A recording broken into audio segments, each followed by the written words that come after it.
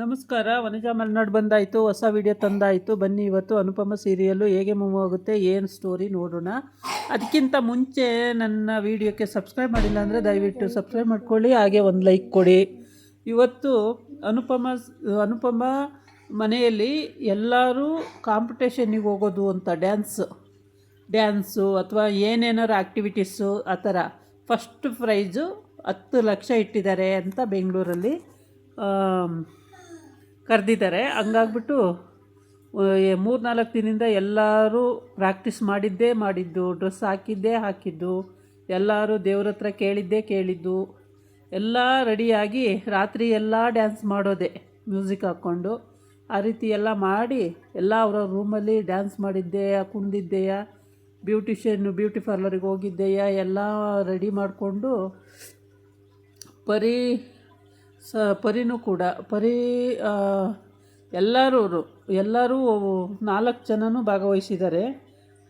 ರಾಯ್ ಸೇರಿ 5, ಪ್ರೇಮ್ ಸೇರಿ 6 ಜನನೂ ಭಾಗವಹಿಸ್ತಿದ್ದಾರೆ. ಆದರೆ ಇದರಲ್ಲಿ ಯಾರು ಗೆಲ್ತಾರೆ ಅನ್ನೋದು ಮುಖ್ಯ ಇಂಪಾರ್ಟೆಂಟ್ ಆಗಿರುತ್ತೆ.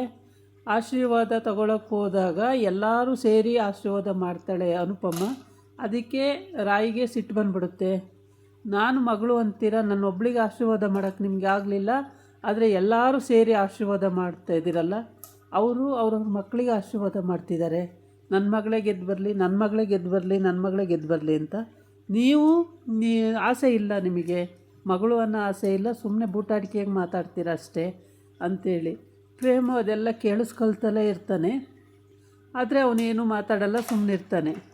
ಮೊದಲೊಂದು ಸಲ ಏನೇನೋ ಇದು ಮಾಡೋಕ್ಕೋಗಿ, ಡ್ಯಾನ್ಸ್ ಪ್ರಾಕ್ಟೀಸ್ ಅಲ್ಲೋಗಿ, ಪಬ್ಗೋಗಿ ಅಲ್ಲಿ ಸಿಗಾಕೊಂಡು, ಅಲ್ಲಿ ಬೈಸ್ಕೊಂಡು, ರಾತ್ರಿ ಎಲ್ಲ ಆಚೆ ಕಡೆ ಇದ್ದು, ಆಮೇಲೆ ಬಂದು ಸಾರಿ ಕೇಳಿ, ಅದೆಲ್ಲ ಯಾಕೆ ರಾಮಾಯಣ ಅಂತೇಳ್ಬಿಟ್ಟು ಅವ್ನ ಪಾಡಿಗೆ ಅವ್ನು ಸುಮ್ಮನೆ ಇರ್ತಾನೆ.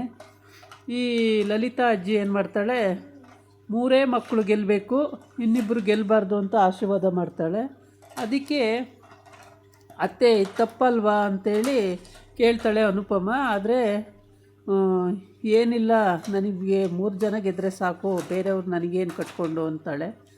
ಸರಿ ಬಿಡಿ ಹೋಗಲಿ, ನಿಮಗೆ ಎಷ್ಟು ಬುದ್ಧಿ ಹೇಳಿದ್ರು ಅಷ್ಟೇ ಅಂತೇಳಿ ಸುಮ್ಮನಾಗ್ತಾಳೆ. ಆಮೇಲೆ ರಾಯಿ ಡ್ರೆಸ್ಸೆಲ್ಲ ಮಾಡಿಕೊಂಡು ರೆಡಿ ಆಗ್ತಾಳೆ. ರೆಡಿ ಆದ್ರೂ ಅನುಪಮ ಹತ್ರ ಏನೂ ಕೇಳಲ್ಲ. ಅನುಪಮ ಆಶೀರ್ವಾದನೂ ತಗೊಳ್ಳಲ್ಲ. ಅನುಪಮ ಅವರೇ, ನೀವೇನು ನನಗೆ ಆಶೀರ್ವಾದ ಮಾಡೋದು ಬೇಡ, ದೇವರಿದ್ದಾನೆ ನನಗೆ ಆಶೀರ್ವಾದ ಮಾಡೋಕ್ಕೆ ಅಂತ ಹೇಳ್ಬಿಟ್ಟು ಅವಳು ಹಾಗೆ ಹೊರಟುಬಿಡ್ತಾಳೆ. ಪ್ರೇಮನೂ ಹೊರಡ್ತಾನೆ.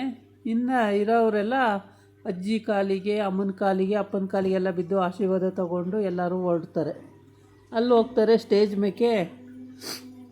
ಮೇಕೆ ಹೋದಾಗ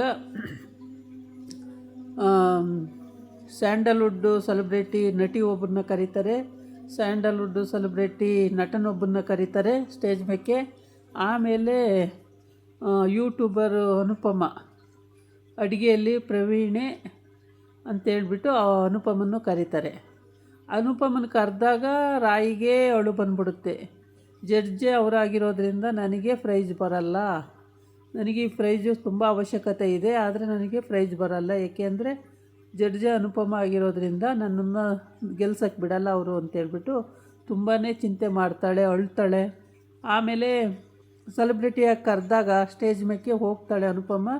ಒಂದು 4 ಮಾತಾಡಿ ಅಂದಾಗ ಮಾತಾಡ್ತಾಳೆ. ಆಮೇಲೆ ನೀವು ಡ್ಯಾನ್ಸ್ ಮಾಡಲೇಬೇಕು, ನೀವು ಸೂಪರ್ ಸ್ಟಾರ್ ಡ್ಯಾನ್ಸರ್ ಅಲ್ವಾ, ನೀವು ಡ್ಯಾನ್ಸ್ ಮಾಡಲೇಬೇಕು ಅಂದಾಗ ಆಯಿತು ಮಾಡೋಣ ಬಿಡಿ, ಫಸ್ಟ್ ಮಾಡಲ್ಲ ಅಂತಾಳೆ. ಸ್ಟೇಜ್ ಮೇಲೆ ಕರೆಯುವಾಗಲೇ ಇವ್ರಿಗೆಲ್ಲ ಹೊಟ್ಟೆ ಉರಿ, ನೋಡು ಅವಳನ್ನ ಕರೀತಾರಲ್ಲ ಸ್ಟೇಜಿಗೆ ಅಂತೇಳ್ಬಿಟ್ಟು. ಆಮೇಲೆ ಜಡ್ಜ್ಮೆಂಟಿಗೆ ಕೂರಿಸ್ತಾರೆ. ಜಡ್ಜ್ಮೆಂಟಲ್ಲಿ ಎಲ್ಲರದು ಒಂದೊಂದು ಸುತ್ತು ಆಗೋಗುತ್ತೆ ಡ್ಯಾನ್ಸು. ಒಂದೊಂದು ಸುತ್ತು ಆದಾಗ ಎಲ್ಲರೂ ಡ್ಯಾನ್ಸು ಒಂದೊಂದು ಸುತ್ತು ಮುಗಿಸಿದ ಮೇಲೆ ಜಡ್ಜ್ಮೆಂಟ್ ಕೊಡೋದು ಇರುತ್ತೆ ಬಾಕಿ. ಇನ್ನು ಲಾಸ್ಟಲ್ಲಿ ಇನ್ನು ಇಬ್ಬರದ್ದು ಇರುತ್ತೆ.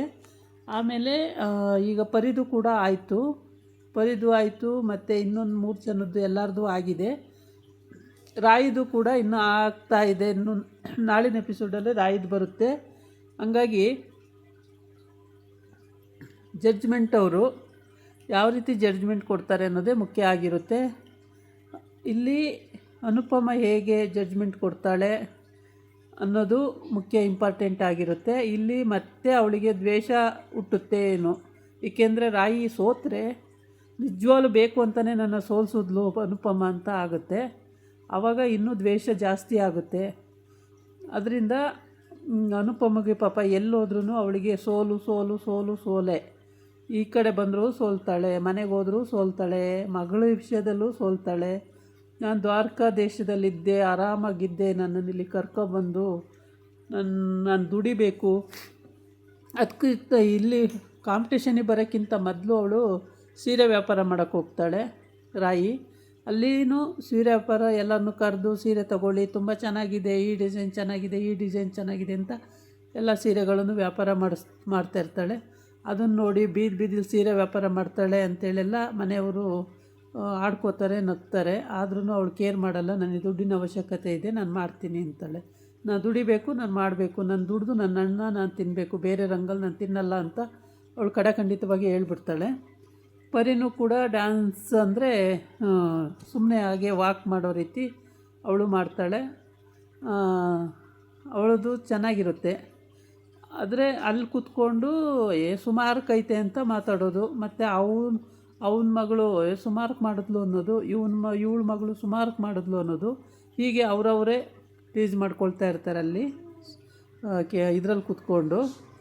ಆದರೆ ಅದು ಯಾವುದನ್ನು ಗಣನೆಗೆ ತಗೊಳ್ದಂಗೆ ಅನುಪಮ ತೀರ್ಪು ಕೊಡಬೇಕಾಗುತ್ತೆ. ಅನುಪಮ ಮತ್ತು ಇನ್ನಿಬ್ಬರು ಜಡ್ಜ್ಗಳು ತೀರ್ಪು ಕೊಡಬೇಕಾಗುತ್ತೆ. ಆ ತೀರ್ಪಲ್ಲಿ ಏನು ಬರುತ್ತೆ ನೋಡಬೇಕು.